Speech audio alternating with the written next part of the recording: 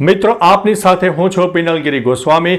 આજની વિડીયોમાં વાત થશે આજે તારીખ 26 માર્ચથી લઈને 10 એપ્રિલ સુધી ગુજરાતમાં કેવું રહેશે હવામાન। શું આવનારા દિવસોમાં ગુજરાતમાં ભયંકર વાવાઝોડા જેવો પવન ફૂંકાઈ શકે છે? શું ખેતીના પાકને વ્યાપક નુકસાન પહોંચી શકે છે? શું છે વરસાદની પરિસ્થિતિ, ગરમીની પરિસ્થિતિ, ઠંડકનું પ્રમાણ કેટલું રહેશે, ભેજનું પ્રમાણ કેટલું રહેશે અને કઈ એવી સિસ્ટમો સક્રિય થશે જે ગુજરાતને પણ અસર કરવાની છે, જે પવનના રૂપમાં અને વરસાદના રૂપમાં જોવા મળવાની છે। મિત્રો વાત કરીશું સિસ્ટમથી। અત્યારે ઉત્તર ભારતના ઉત્તરી પટ્ટામાં back to back western disturbance સક્રિય થયા છે, જેની ઉત્તરી હવાઓ છે કે રાજસ્થાન અને ગુજરાત સુધી સામાન્ય જોવા મળી રહી છે।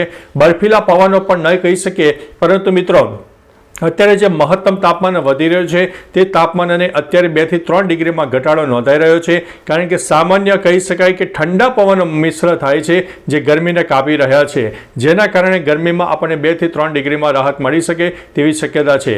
બીજી તરફ પાકિસ્તાનના તરફ એક સાયક્લોનિક સિસ્ટમ સર્જાઈ છે, અરબી સમુદ્રમાં એક એન્ટી સાયક્લોનિક સિસ્ટમ સર્જાઈ છે અને દક્ષિણ ભારતના પણ અનેક ભાગોમાં એક સાયક્લોનિક સિસ્ટમ સર્જાઈ છે, જે દક્ષિણથી લઈને પૂર્વ ભારતમાં એક ટપ રેખા ઊભી કરી છે, જેના ભાગરૂપે તેને આગામી કહી શકાય કે 10 એપ્રિલ સુધીમાં દક્ષિણ ભારત હોય, મધ્ય ભારત હોય, પૂર્વ ભારત, ઉત્તર ભારતના અનેક ભાગોમાં જોરદાર વરસાદ થાય અને તેની અસર ગુજરાતને પણ થવાની છે। હવે વાત કરીએ તો પવનની ગતિની। અત્યારે મિત્રો ધીમે ધીમે આગામી 10 થી 12 કલાકમાં પવનની ગતિ વધી જશે, જેમાં સૌરાષ્ટ્રનો દરિયાઈ પટ્ટી વિસ્તાર હોય, કચ્છનો દરિયાઈ પટ્ટી વિસ્તાર હોય અને ખાસ કરીને સૌરાષ્ટ્રનો દક્ષિણ અને પૂર્વ તરફનો વિસ્તાર છે એમાં જોરદાર પવન ફૂંકાય, જેમાં 20 થી લઈને 40 કિલોમીટર પ્રતિ કલાકની ઝડપે પવન પહોંચી જાય, એટલે ખેતીના પાકને મિત્રો વ્યાપક નુકસાન પણ પહોંચાડી શકે છે। દક્ષિણ ગુજરાતના પણ અનેક ભાગોમાં પવનનું પ્રમાણ વધારે રહેશે।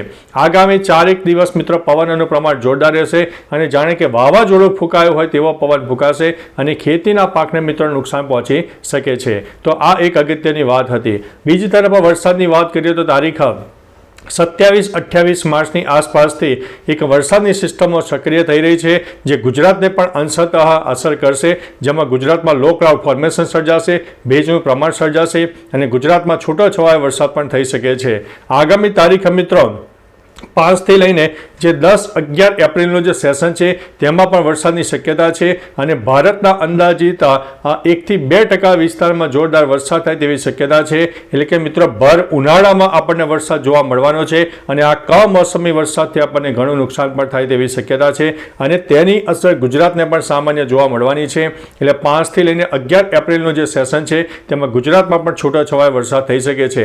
હવે મિત્રો જે બંગાળની ખાડી છે, બંગાળની ખાડીમાં અવનવી સિસ્ટમો સક્રિય થઈ રહી છે, જેમાં આવનારા દિવસોમાં વાવાઝોડું બને તેવી શક્યતા હાલ દેખાઈ રહી છે અને અત્યારે ધીમે ધીમે જે સમુદ્રની જળ સપાટી છે તેમાં ટેમ્પરેચર પણ જે વાવાઝોડાને અનુરૂપ ટેમ્પરેચર હોય તે પણ ધીમે ધીમે બનવાનું શરૂ થઈ ગયું છે। એટલે મિત્રો બંગાળની ખાડીમાં ધીમે ધીમે આવનારા એકાદ મહિનામાં ધીમે ધીમે વાવાઝોડા સક્રિય થાય તેવી શક્યતા છે અને કોઈ વિસ્તારમાં તો કહી શકાય કે મિની વાવાઝોડા જેવી પરિસ્થિતિનું પણ નિર્માણ થઈ ગયું છે અને આવનારા દિવસોમાં મોટા વાવાઝોડા બને તો નવાઈની વાત નહીં। એટલે મિત્રો થોડા પવનથી થોડા સાચવજો અને થોડુંક આપણે ખુલ્લામાં કોઈ ચીજ વસ્તુઓ પડી હોય તો આગામી 10 થી 15 દિવસ ખાસ સાચવીને ચાલજો, જેથી આપણને ભારે નુકસાની ન થાય। બાકી મિત્રો ઈશ્વરના હાથમાં છે, આપણે કશું કરી શકતા નથી, પરંતુ એક આપણો પ્રયત્ન રહે કે આપણી જે કંઈ વસ્તુ હોય તેને એક સાચવવાનો આપણે પ્રયત્ન કરીએ। તો ચાલો મિત્રો ફરીથી એક નવી આગાહી લઈને મળતા રહીશો, ત્યાં સુધી અમને રજા આપશો। નમસ્તે।